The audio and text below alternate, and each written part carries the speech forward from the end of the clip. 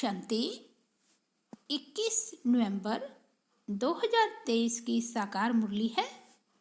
बाबा बोले, मीठे बच्चे, सेकंड में मुक्ति और जीवन मुक्ति प्राप्त करने के लिए मन मना भव, मत तेजी भव।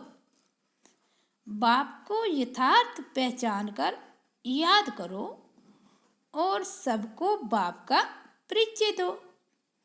आज का प्रश्न है, किस नशे के आधार पर ही तुम बाप का शो कर सकते हो?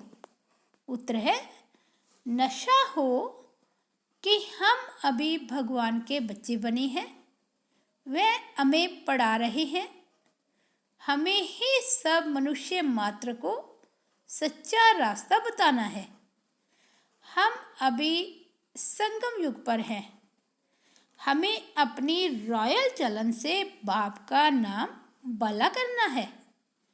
बाप और श्री कृष्ण की महिमा सबको सुनानी है।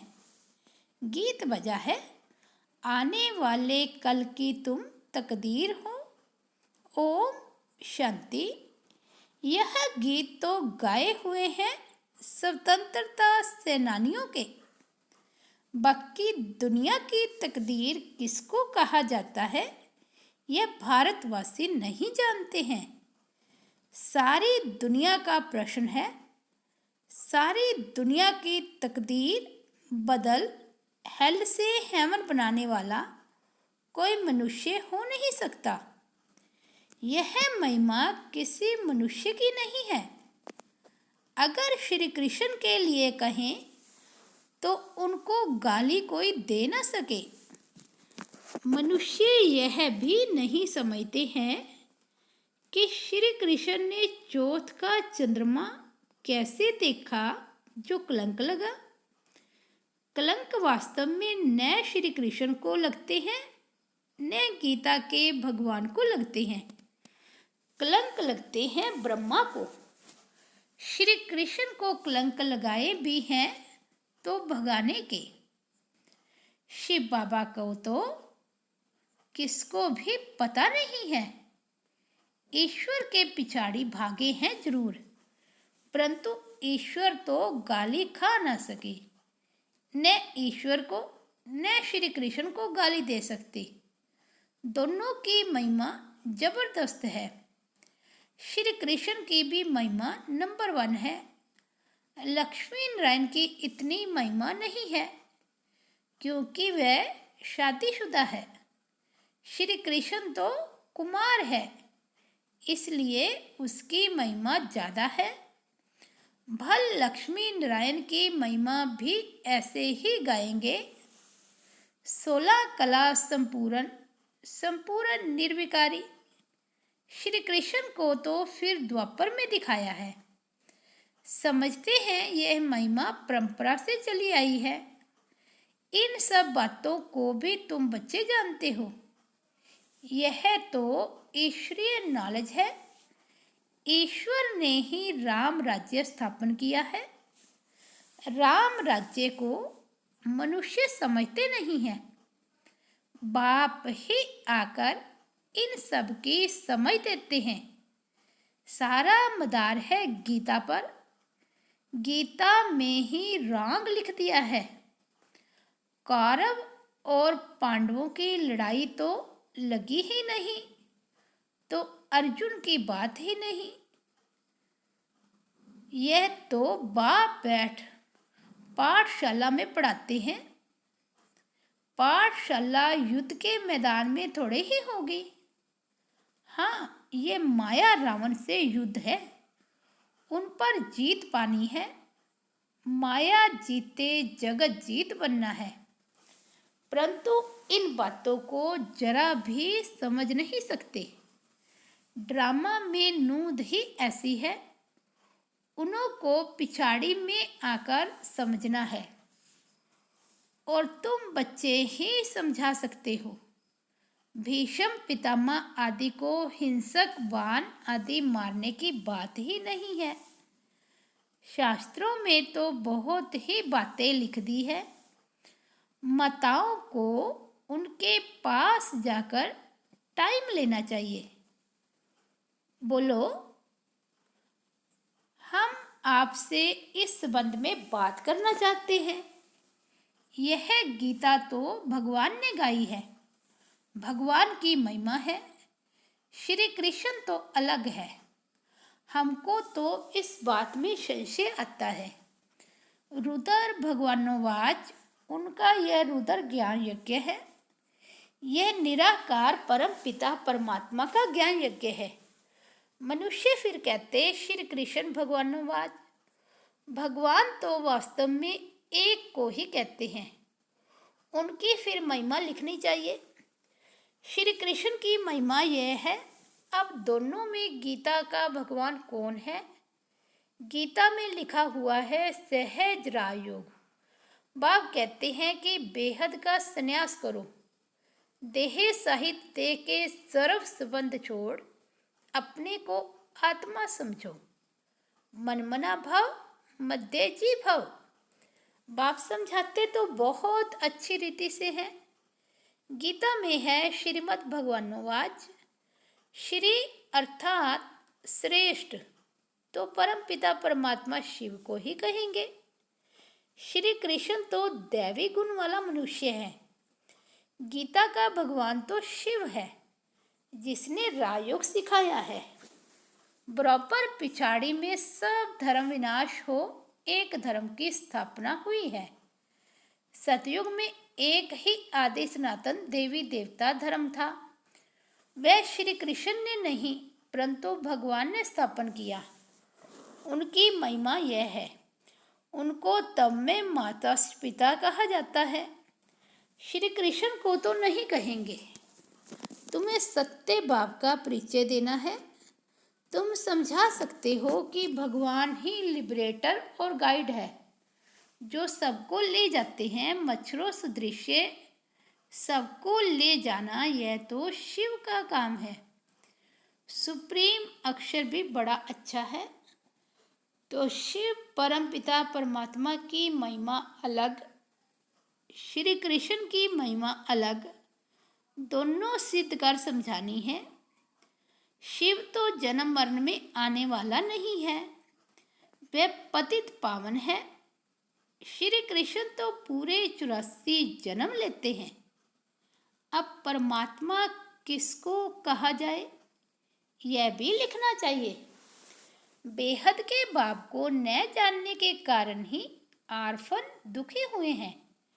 सतयुग में जब धन के बन जाते हैं तो जरूर सुखी होंगे। ऐसे स्पष्ट अक्षर लिखने चाहिए। बाप कहते हैं मुझे याद करो और वर्षा लो, सेकंड में जीवन मुक्ति। अभी भी शिव बाबा ऐसे कहते हैं। महिमा पूरी लिखनी है। शिवाय नमः। उनसे स्वर्ग का वर्षा मिलता है। इस सृष्टि चक्र को समझने से तुम स्वर्गवासी बन जाएंगे। अब जज करो राइट क्या है। तुम बच्चों को सन्यासियों के आश्रम में जाकर पर्सनल मिलना चाहिए। सभा में तो उनको बहुत घमंड रहता है। तुम बच्चों की बुद्धि में यह भी रहना चाहिए कि मनुष्यों को सच्चा रास्ता कैसे बताए। भगवानोवाच, मैं इन साधुओं आदि का भी उद्धार करता हूँ। लिबरेटर अक्षर भी है। बेहद का बाप ही कहते हैं मेरे बनो। फादर शोज सन, फिर सन शोज फादर। श्री कृष्ण को तो फादर नहीं कहेंगे।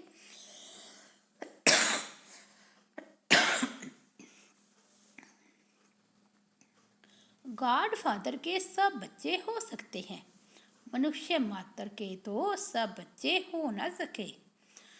तो तुम बच्चों को समझाने का बड़ा नशा होना चाहिए। बेहद के बाप के हम बच्चे हैं। राजा के बच्चे राजकुमार की तुम चलन तो देखो, कितनी रॉयल होती है।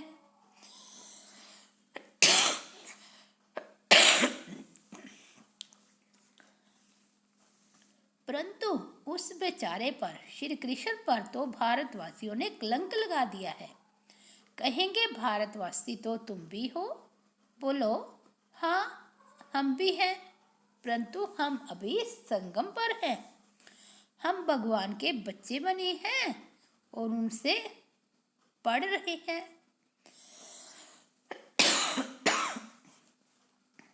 भगवानोवाच, तुमको राजयोग सिखलाता हूँ। श्री कृष्ण की बात हो नहीं सकती, आगे चलकर समझते जाएंगे। राजा जनक ने भी इशारे से समझा है ना। परम पिता परमात्मा को याद किया और ध्यान में चला गया। ध्यान में तो बहुत जाते रहते हैं। ध्यान में निराकारी दुनिया और वैकुंठ देखेंगे। यह तो जानते हो, हम निराकारी दुनिया के रहने वाले हैं। परम धाम से यहाँ आकर पाठ बजाते हैं। विनाश भी सामने खड़ा है। साइंस वाले मून के ऊपर जाने लिए माथा मारते रहते हैं। यह है अति साइंस के घमंड में जाना, जिससे फिर अपना ही विनाश करते हैं। बाकी मून आदि में कुछ है नहीं।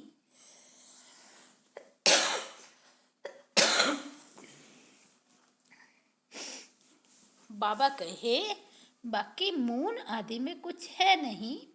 बातें तो बड़ी अच्छी हैं, सिर्फ समझाने की युक्ति चाहिए। हमको शिक्षा देने वाला ऊंच से ऊंच बाप है। वह तुम्हारा भी बाप है। उनकी महिमा अलग, श्री कृष्ण की महिमा अलग है। रुद्र अविनाशी ज्ञान यज्ञ है, जिसमें सब आहुति पड़नी है। पॉइंट्स बहुत अच्छी है, परंतु शायद अभी देरी है। यह पॉइंट भी अच्छी है।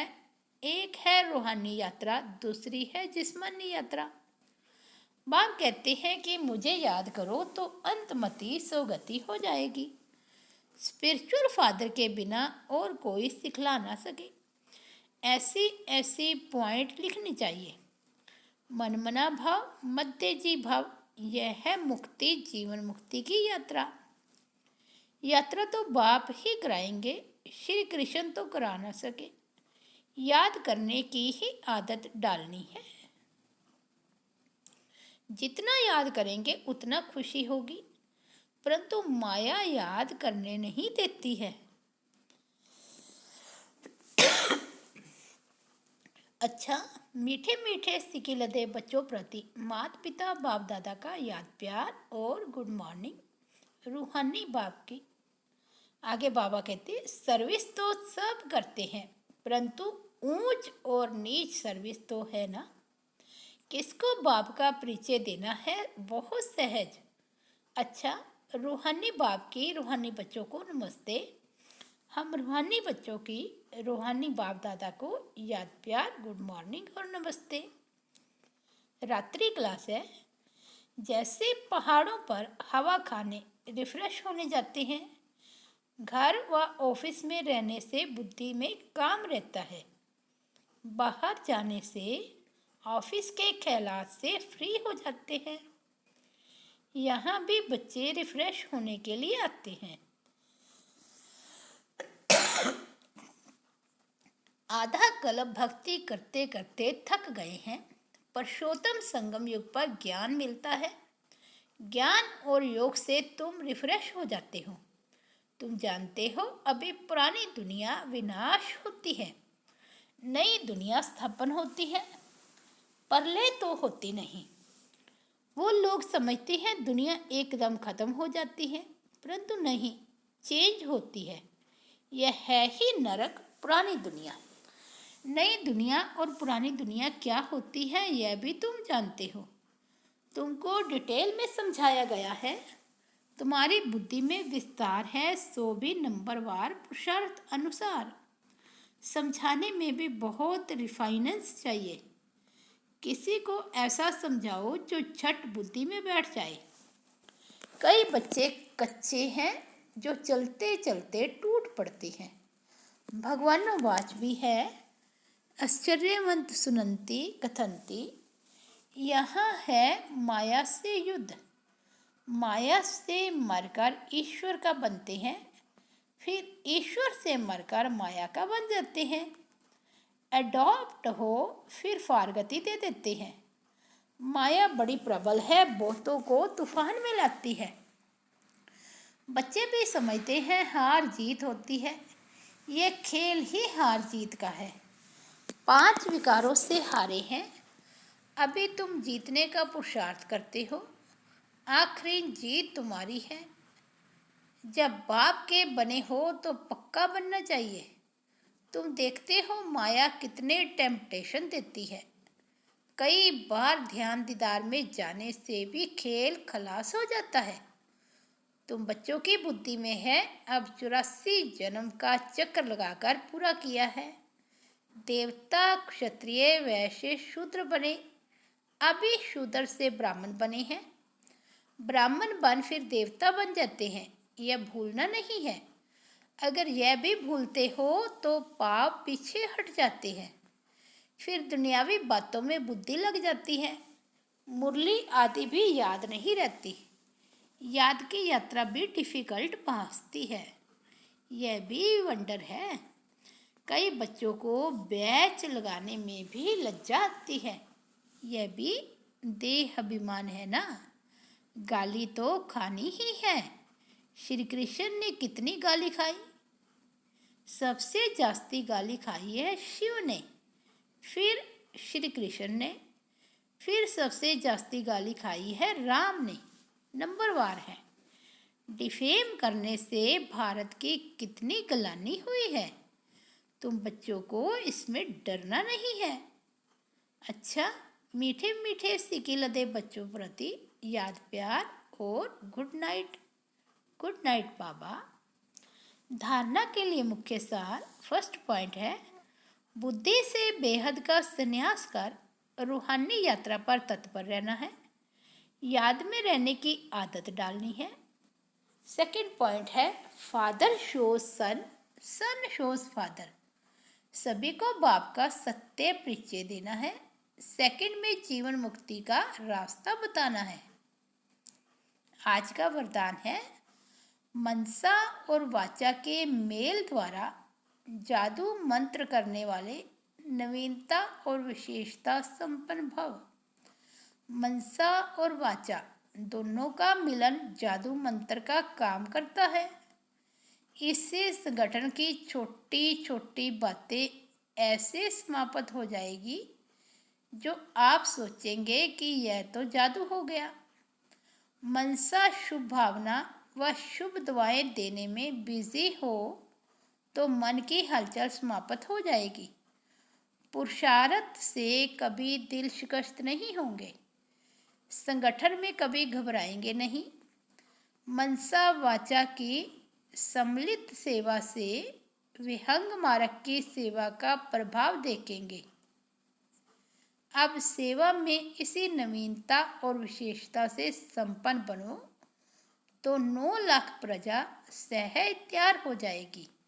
आज का स्लोगन है, बुद्धि यथार्थ निर्णय तब देगी जब पूरे पूरे वॉइसलेस बनेंगे। मातेश्वरी जी के मधुर महावाक्य है, कलयुगी असार संसार से सतयुगी सार वाली दुनिया में ले चलना किसका काम है? इस कलयुगी संसार को असार संसार क्यों कहते हैं? क्योंकि इस दुनिया में कोई सार नहीं है, माना कोई भी वस्तु में वो ताकत नहीं रही, अर्थात सुख शांति पवित्रता नहीं है। जो इस सृष्टि पर कोई समय सुख शांति पवित्रता थी, अब वो ताकत नहीं है, क्योंकि इस सृष्टि में 5 भूतों की प्रवेशता है। इसलिए ही इस सृष्टि को भय का सागर अथवा कर्म बंधन का सागर कहते हैं। इसलिए ही मनुष्य दुखी हो परमात्मा को पुकार रहे हैं, परमात्मा हमको भव सागर से पार करो। इससे सिद्ध है कि जरूर कोई अभय अर्थात निर्भयता का भी संसार है जिसमें चलना चाहते हैं। इसलिए इस संसार को पाप का सागर कहते हैं, जिससे पार कर पुण्य आत्मा वाली दुनिया में चलना चाहते हैं। तो दुनियाएं दो हैं, एक सतयुगी सार वाली दुनिया, दूसरी है कलयुगी असार की दुनिया। दोनों दुनियाएं इस सृष्टि पर होती हैं। अच्छा, ओम शांति, ओम शांति। तो ये थे प्यारे बाबा के 21 नवंबर के महावाक्य। मम्मा की भी मुरली इसमें है। तो मुरली का हेडिंग है, मीठे बच्चे, सेकंड में मुक्ति और जीवन मुक्ति प्राप्त करने के लिए मनमना भाव, मध्यजी भाव, बाप को यथार्थ पहचान कर याद करो और सबको बाप का परिचय दो। अच्छा, ओम शांति।